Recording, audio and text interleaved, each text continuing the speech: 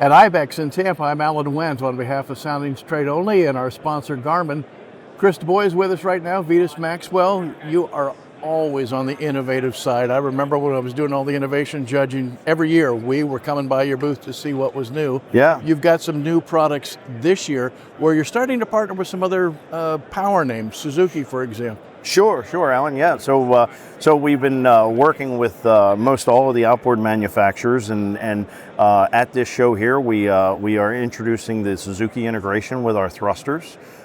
We had a little press event yesterday afternoon in the Suzuki booth, and we talked about how we're helping Suzuki kind of collaborate with bringing the latest control systems to their customers, and allowing us to integrate our thrusters with their control systems to bring that technology to them. This single engine control is really a reality. It is absolutely. So either single or multi-engine control. The single engine, a lot of people, the biggest fear in a lot of people boating is docking, and we're trying to relieve that fear from them and make it much easier for the captain to navigate it. Are we still creating tunnels in hulls for the product? We're still creating tunnels, but we're working with builders also to find easy solutions. We have builders now that are molding the tunnels into the hull mold and just making it easier from an installation. For an installation standpoint, yeah. Absolutely, yeah. Yeah, if you can do it when you're in the building process, you've taken out a lot of the steps in the labor and the mistakes and all of that. And then we're constantly working on new technology, as you said, and we're looking at hey, where is the future of thruster technology going? So where is it going?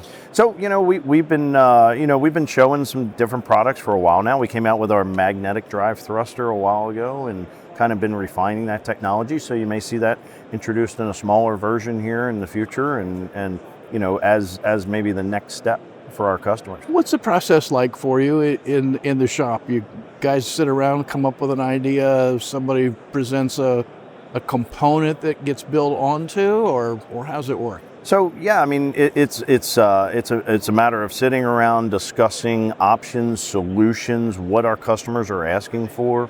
With bow thrusters, within the last few years, you've seen most all bow thrusters go proportional. In the past they were all on-off, and now we're getting proportional electric DC thrusters. And that was one hurdle that we overcame. And the other big question is, when can you make my bow thruster quiet? Because no boat owner, no captain wants to, hear that thruster noise in the marina, especially if it's early in the morning, late at night, trying to move into the slip. And so we're working on those issues also. When you move into the super yacht category, which you've been in for some time, yeah, you're playing in a whole nother league. Absolutely. So our Maxwell Super Yacht division, they provide a lot of solutions. Most of those solutions are custom solutions. The super yacht builders are looking for, hey, what is going to set us apart from the competition? What features can we offer our customers? And everything from retractable anchor arms that fold away into the bow to submarine anchors is a big deal these days, where the actual anchor is deployed from the bottom of the boat.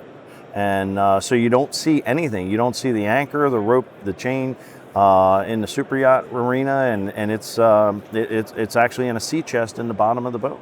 When you're dealing with that category, is it the owner that is asking for the innovation, or is it just because you have the technology available and you try something different? Who says, I want this? So a lot of times it's a collaboration between the owner, the designer, and the builder. They come to us with an idea. Hey, we don't want to see an anchor anywhere in the bow, on deck, in a pocket. We don't. They come to us and they say, what solutions can you come up with? So that's when we say, okay, hey, can we fold the anchor and the arm back into the bow or the deck of the boat, or can we look at doing an anchor that kind of pulls up into the bottom of the hull and creates another section of the hull bottom? From these one-offs, is it scalable then to recreational? Absolutely. So with the anchor arm that I was mentioning about that folds into the deck of the boat, we're scaling that down into the 30-foot range, and bringing that capability into a smaller vessel. So it works out great. Now, with your name badge on here, I want you to pay attention to this. NMMA. It takes an industry of thoughtful leaders like yourself to make the whole industry thrive.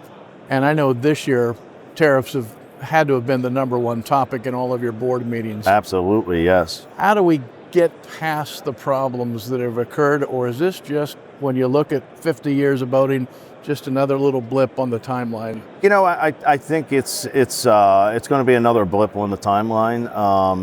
The fact that the tariffs are here to stay. They're not going to go anywhere. So as an industry, we have to, look at what options do we have. And for us, we actually are looking at, do we have the capability of manufacturing some of our products in the U.S., to be able to get away from those tariff situations. And so we're looking at all of these ideas. It's nice to be a part of a larger corporation like Yanmar. So from that standpoint, we have a lot of internal resources that we can pull from and look at what resources we have available to us. Does that international connection also help you in sourcing worldwide as well as exporting? Absolutely, yes. Because Yanmar is they've been around for over 100 years now, and they have a lot of relationships throughout the global presence, and so it allows us to kind of utilize some of those relationships and be able to get some of that. Absolutely. Now, when you come to a trade show, lots of times you're anchored at your booth. Mm-hmm. You really can't move because your job is to sell, meet your customers. But when you walk around, what do you look for? What do you see? What are you asking your team to go out there and find? We just see what new products are being brought out. What are people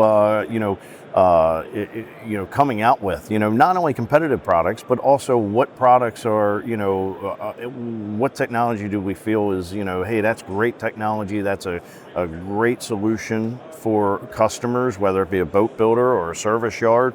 We look at what are other companies doing and what can we integrate. Exactly. Yeah, all of that. More things coming up, Fort Lauderdale, Miami? Absolutely. Got some great things going on. We've got, like I said, several demo boats here at the show to be able to showcase, and then we're looking at, bringing out, new and more products at the upcoming shows. So we'll see more in thruster integration, I assume. We are working on that, absolutely. All right, Chris DeBoy, thank you so much for being with us. Thank you very much, Alan. And from IBEX in Tampa, I'm Alan Wendt.